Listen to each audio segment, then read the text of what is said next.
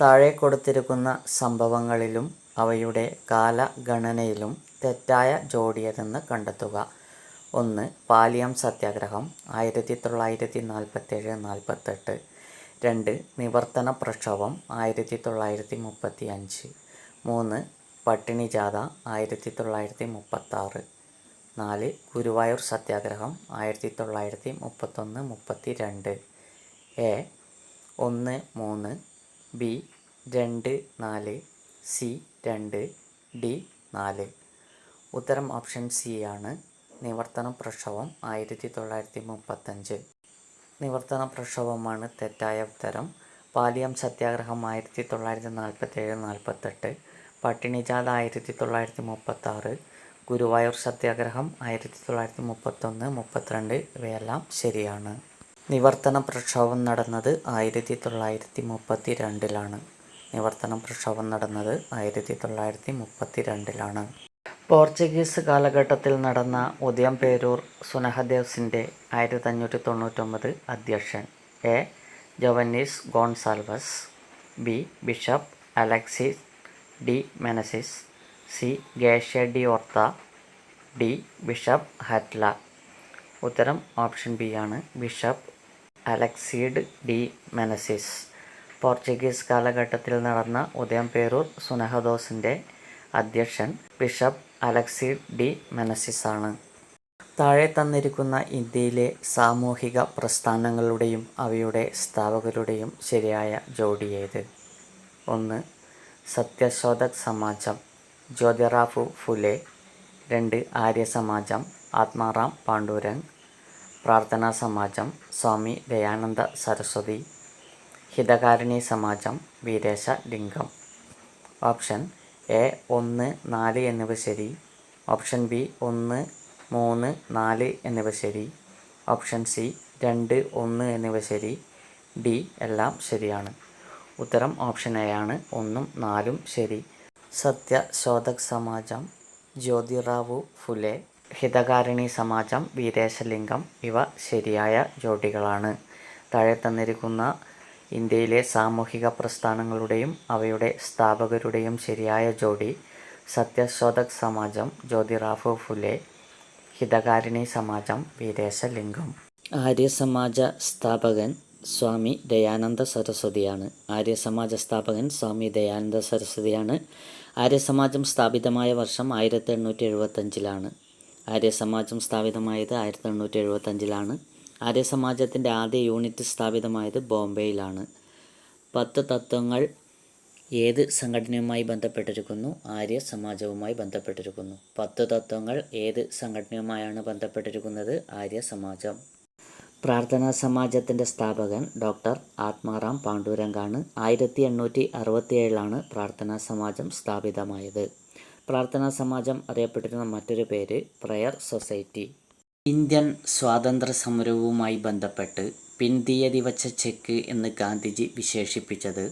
A രണ്ടാം വട്ടമേശ സമ്മേളനം. B cabinet mission. C August offer. D Cripps mission. ഉത്തരം option D Cripps mission. Indian സ്വാതന്ത്ര്യ സമരവുമായി ബന്ധപ്പെട്ട് പിൻതീയതി വച്ച ചെക്ക് എന്ന് ഗാന്ധിജി വിശേഷിപ്പിച്ചത് ക്രിപ്സ് മിഷനെയാണ്. രണ്ടാം ലോക മഹായുദ്ധത്തിൽ ഇന്ത്യയുടെ പിന്തുണ നേടാൻ ബ്രിട്ടീഷ് ഭരണകൂടം നിയോഗിച്ച കമ്മിറ്റി ക്രിപ്സ് മിഷൻ. ക്രിപ്സ് മിഷൻ്റെ ചെയർമാനായിരുന്നു സർ സ്റ്റഫോർഡ് ക്രിപ്സ്. ക്രിപ്സ് മിഷനെ ഇന്ത്യയിലേക്ക് അയച്ച ബ്രിട്ടീഷ് പ്രധാനമന്ത്രിയാണ് വിൻസ്റ്റൺ ചർച്ചിൽ. ക്രിപ്സ് മിഷനെ ഇന്ത്യയിലേക്ക് അയച്ചത് വിൻസ്റ്റൺ ചർച്ചിലായിരുന്നു. ക്രിപ്സ് മിഷൻ ഇന്ത്യയിലെത്തിയ വർഷമാണ് 1942 മാർച്ച് 22. 1942 മാർച്ച് 22-നാണ് ക്രിപ്സ് മിഷൻ ഇന്ത്യയിലെത്തിയത്. ജർമ്മൻ ഏകാധിപതിയായിരുന്ന അഡോൾഫ് ഹിറ്റ്ലറുടെ രഹസ്യ പോലീസ് അറിയപ്പെട്ടിരുന്നത്? A black shirts. B red shirts. C red army. D Gestapo. ഉത്തരം ഓപ്ഷൻ ഡി ആണ്. ഗെസ്റ്റപ്പോ. ജർമ്മൻ ഏകാധിപതിയായിരുന്ന അഡോൾഫ് ഹിറ്റ്ലറുടെ രഹസ്യ പോലീസ് അറിയപ്പെട്ടിരുന്നത് ഗെസ്റ്റപ്പോ എന്നായിരുന്നു. അന്താരാഷ്ട്ര ക്രിക്കറ്റ് കൗൺസിലിൻ്റെ നേതൃത്വത്തിൽ 2024 T20 ക്രിക്കറ്റ് ലോകകപ്പിന് ആതിഥേയത്വം വഹിക്കുന്ന രാജ്യങ്ങൾ ശരിയായത് കണ്ടെത്തുക. 1 അമേരിക്ക ന്യൂസിലൻഡ്. 2 America Canada. 3 America West Indies. 4 America, Australia. Option A 1ഉം 4ഉം ശരി. ബി 2, 4 എന്നിവ ശരി. സി 3 മാത്രം ശരി. ഡി 3, 1 എന്നിവ ശരി. ഉത്തരം ഓപ്ഷൻ സി ആണ്, 3 മാത്രം ശരി. America, West Indies. ദുർഘടമായ പ്രദേശങ്ങളുടെ ഉയരം ഭൂസർവേയിലൂടെ കണ്ടെത്താൻ കഴിയാതെ വരുമ്പോൾ ആ പ്രദേശത്തിൻ്റെ ഉയരം തുടർച്ചയില്ലാത്ത രേഖകളാൽ ഭൂപടങ്ങളിൽ സൂചിപ്പിക്കുന്ന രീതി: A contour line, B form line, C spot line, D bench mark.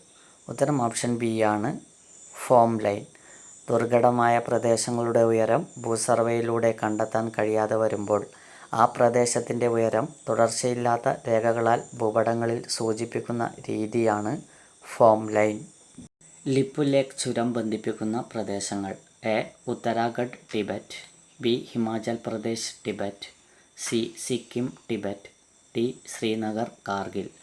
ഉത്തരം ഓപ്ഷൻ എ ആണ്, ഉത്തരാഖണ്ഡ് ടിബറ്റ്. ലിപുലേഖ് ചുരം ബന്ധിപ്പിക്കുന്ന പ്രദേശങ്ങളാണ് ഉത്തരാഖണ്ഡ് ടിബറ്റ്. നിംബസ് മേഘങ്ങളുടെ പ്രത്യേകതകൾ ഉൾപ്പെടുന്ന ജോഡി കണ്ടെത്തുക. 1. താഴ്ന്ന വിതാനത്തിൽ കാണപ്പെടുന്ന ഇരുണ്ട മേഘങ്ങൾ. 2. ഉയർന്ന സംവഹന പ്രവാഹ ഫലമായി രൂപം കൊള്ളുന്നു. 3. തെളിഞ്ഞ ദിനാന്തരീക്ഷത്തിൽ വളരെ ഉയരത്തിൽ പഞ്ഞിക്കെട്ടുകൾ പോലെ കാണപ്പെടുന്നു. 4. സൂര്യപ്രകാശത്തെ കടത്തിവിടാതെ ഇരുണ്ട നിറത്തിൽ കാണപ്പെടുന്നു. A 1, 2, B 2, 4, C 2, D 1, 4. ഉത്തരം ഓപ്ഷൻ ഡി ആണ്, 1ഉം 4ഉം. താഴ്ന്ന വിതാനത്തിൽ കാണപ്പെടുന്ന ഇരുണ്ട മേഘങ്ങൾ സൂര്യപ്രകാശത്തെ കടത്തിവിടാതെ ഇരുണ്ട നിറത്തിൽ കാണപ്പെടുന്നു. നിംബസ് മേഘങ്ങളുടെ പ്രത്യേകതകൾ ഉൾപ്പെടുന്ന ജോഡി കണ്ടെത്തുക. താഴ്ന്ന വിതാനത്തിൽ കാണപ്പെടുന്ന ഇരുണ്ട മേഘങ്ങൾ സൂര്യപ്രകാശത്തെ കടത്തിവിടാതെ ഇരുണ്ട നിറത്തിൽ കാണപ്പെടുന്നു. കാഞ്ചൻജംഗയെക്കുറിച്ചുള്ള വിശേഷണങ്ങളിൽ ശരിയായ പ്രസ്താവനകൾ കണ്ടെത്തുക. 1. ലോകത്തിലെ ഏറ്റവും ഉയരം കൂടിയ മൂന്നാമത്തെ കൊടുമുടി. 2. കൊടുമുടികളുടെ ശൃംഖത്തിൽ ചവിട്ടരുത് എന്ന വ്യവസ്ഥയോടെ പർവ്വതാരോഹകരെ കയറ്റിവിടുന്ന കൊടുമുടി. 3. നേപ്പാളിൽ സാഗർമാത എന്നറിയപ്പെടുന്നു. 4. ലോകത്തിലെ ഏറ്റവും അപകടകാരിയായ പർവ്വതനിര. A 1 and 2, B 2, 4, C 2, D 1, 4. ഉത്തരം ഓപ്ഷൻ എ ആണ്, 1ഉം 2ഉം. ലോകത്തിലെ ഏറ്റവും ഉയരം കൂടിയ മൂന്നാമത്തെ കൊടുമുടി കൊടുമുടികളുടെ ശൃംഖത്തിൽ ചവിട്ടരുത് എന്ന വ്യവസ്ഥയോടെ പർവ്വതാരോഹകരെ കയറ്റിവിടുന്ന കൊടുമുടി. താഴെ കൊടുത്തിരിക്കുന്നവയിൽ ശരിയായവ കണ്ടെത്തുക. എ ദുൽഹസ്തി ഡാം, സംസ്ഥാനം ഹിമാചൽ പ്രദേശ്, നദി Chenab. B Almatti dam, Karnataka, Krishna. C Sardar Sarovar, Rajasthan, Tapti. D Srisailam, Andhra Pradesh, Godavari. ഉത്തരം ഓപ്ഷൻ ബി ആണ്, അലമാട്ടി ഡാം, സംസ്ഥാനം കർണാടക, നദി കൃഷ്ണ. താഴെ കൊടുത്തിരിക്കുന്നവയിൽ ശരിയായ പ്രസ്താവന ഓപ്ഷൻ ബി ആണ്, അലമാട്ടി ഡാം, കർണാടക, നദി കൃഷ്ണ. ഇന്ത്യൻ കാർഷികോൽപ്പന്ന കയറ്റുമതിയിൽ ആദ്യ 3 സ്ഥാനത്ത് നിൽക്കുന്ന കാർഷിക വിളകൾ താഴെ നൽകുന്നു. ശരിയായ ക്രമത്തിലുള്ളത് കണ്ടെത്തി എഴുതുക. എ ബസ്മതി ഒഴികെയുള്ള അരി, സമുദ്രോൽപ്പന്നങ്ങൾ, പഞ്ചസാര. ബി സമുദ്രോൽപ്പന്നങ്ങൾ, ബസ്മതി ഒഴികെയുള്ള അരി, പഞ്ചസാര. സി പഞ്ചസാര, സമുദ്രോൽപ്പന്നങ്ങൾ, ബസ്മതി ഒഴികെയുള്ള അരി. ഡി ബസ്മതി ഒഴികെയുള്ള അരി, പഞ്ചസാര, സമുദ്രോൽപ്പന്നങ്ങൾ. ഉത്തരം ഓപ്ഷൻ ബി ആണ്, സമുദ്രോൽപ്പന്നങ്ങൾ, ബസ്മതി ഒഴികെയുള്ള അരി, പഞ്ചസാര. ഇന്ത്യൻ കാർഷികോൽപ്പന്ന കയറ്റുമതിയിൽ ആദ്യ 3 സ്ഥാനത്ത് നിൽക്കുന്ന കാർഷിക വിളകൾ താഴെ നൽകുന്നു. ശരിയായ ക്രമത്തിലുള്ളത് കണ്ടെത്തി എഴുതുക. ഉത്തരം ഓപ്ഷൻ ബി, സമുദ്രോൽപ്പന്നങ്ങൾ, ബസ്മതി ഒഴികെയുള്ള അരി, പഞ്ചസാര. രണ്ടാം പഞ്ചവത്സര പദ്ധതിയുമായി ബന്ധപ്പെട്ട് താഴെ നൽകിയിരിക്കുന്നവയിൽ ശരിയല്ലാത്ത വസ്തുത ഏതാണ്? എ അടിസ്ഥാന വ്യവസായങ്ങൾക്ക് പ്രാധാന്യം നൽകി. ബി വളർച്ചാ ലക്ഷ്യം 5.6% സി പൊതുമേഖലയ്ക്ക് കൂടുതൽ പ്രാധാന്യം നൽകി. ഡി മഹലനോബിസ് മോഡലിനെ അടിസ്ഥാനമാക്കിയാണ് പ്ലാൻ നടപ്പിലാക്കിയത്. ഉത്തരം ഓപ്ഷൻ ബി ആണ്, വളർച്ചാ ലക്ഷ്യം 5.6% രണ്ടാം പഞ്ചവത്സര പദ്ധതിയുമായി ബന്ധപ്പെട്ട് താഴെ നൽകിയിരിക്കുന്നവയിൽ ശരിയായ വസ്തുത അടിസ്ഥാന വ്യവസായങ്ങൾക്ക് പ്രാധാന്യം നൽകി, പൊതുമേഖലയിലേക്ക് കൂടുതൽ പ്രാധാന്യം നൽകി. മഹ്ലനോബിസ് മോഡലിനെ അടിസ്ഥാനമാക്കിയാണ് പ്ലാൻ നടപ്പിലാക്കിയത്. ഹരിത വിപ്ലവത്തിൻ്റെ ഫലങ്ങളിൽ ഉൾപ്പെടാത്തത് കണ്ടെത്തി എഴുതുക. എ. ഭക്ഷ്യധാന്യ ഉൽപ്പാദനത്തിൽ സ്വയം പര്യാപ്തത കൈവരിച്ചു. ബി. ഭക്ഷ്യധാന്യങ്ങളുടെ വില കുറഞ്ഞു. സി. കാർഷികോൽപാദനക്ഷമത വർദ്ധിപ്പിച്ചു. ഡി. തൊഴിൽ ലഭ്യത കുറഞ്ഞു. ഉത്തരം ഓപ്ഷൻ ഡി ആണ്, തൊഴിൽ ലഭ്യത കുറഞ്ഞു. ഹരിത വിപ്ലവത്തിൻ്റെ ഫലങ്ങളിൽ ഉൾപ്പെടുന്നത് ഭക്ഷ്യധാന്യ ഉൽപ്പാദനത്തിൽ സ്വയം പര്യാപ്തത കൈവരിച്ചു, ഭക്ഷ്യധാന്യങ്ങളുടെ വില കുറഞ്ഞു, കാർഷികോൽപാദനക്ഷമത വർദ്ധിച്ചു. താഴെ നൽകിയിരിക്കുന്ന പട്ടികയിൽ 2021-22 മൊത്തം കൂട്ടിച്ചേർത്ത മൂല്യത്തിലേക്കുള്ള വിവിധ മേഖലകളുടെ സംഭാവന നൽകിയിരിക്കുന്നു. ഓരോന്നിൻ്റെയും യഥാർത്ഥ മൂല്യം കണ്ടെത്തി കോളം എ കോളം ബിയുമായി യോജിപ്പിക്കുക. 1. പ്രാഥമിക മേഖല 52.50%, ദ്വിതീയ മേഖല 26.50%, തൃതീയ മേഖല 21%. ഉത്തരം ഓപ്ഷൻ സി ആണ്. ഉത്തരം ഓപ്ഷൻ സി.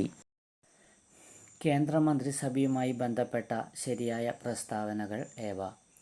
1. ഒരു വകുപ്പിൻ്റെയും സ്വതന്ത്ര ചുമതല ലഭിക്കാത്ത മന്ത്രിമാരാണ് ഉപമന്ത്രിമാർ. 2. ഏറ്റവും പ്രധാനപ്പെട്ട വകുപ്പുകളുടെ സ്വതന്ത്ര ചുമതലയുള്ള മന്ത്രിമാരാണ് സഹമന്ത്രിമാർ. 3. നിർമ്മല സീതാരാമൻ, അമിത് ഷാ തുടങ്ങിയവർ ക്യാബിനറ്റ് മന്ത്രിമാരാണ്. ഇന്ത്യയിലെ മന്ത്രിമാരിൽ ഏറ്റവും ഉയർന്ന റാങ്കിലുള്ളവരാണ് സഹമന്ത്രിമാർ. ഉത്തരം ഓപ്ഷൻ ഡി ആണ്, 1ഉം 3ഉം. ഒരു വകുപ്പിൻ്റെയും സ്വതന്ത്ര ചുമതല ലഭിക്കാത്ത മന്ത്രിമാരാണ് ഉപമന്ത്രിമാർ. നിർമ്മല സീതാരാമൻ, അമിത് ഷാ തുടങ്ങിയവർ ക്യാബിനറ്റ് മന്ത്രിമാരാണ്. കേന്ദ്രമന്ത്രിസഭയുമായി ബന്ധപ്പെട്ട ശരിയായ പ്രസ്താവനകൾ ഏവ? ഒരു വകുപ്പിൻ്റെയും സ്വതന്ത്ര ചുമതല ലഭിക്കാത്ത മന്ത്രിമാരാണ് ഉപമന്ത്രിമാർ. ഇന്ത്യയിലെ മന്ത്രിമാരിൽ ഏറ്റവും ഉയർന്ന റാങ്കിലുള്ളവരാണ് സഹമന്ത്രിമാർ. ഇന്ത്യയിലെ ഉപരാഷ്ട്രപതിമാരെ കാലക്രമത്തിൽ എഴുതുക. 1. V. V. Giri, 2. R. Venkataraman, 3.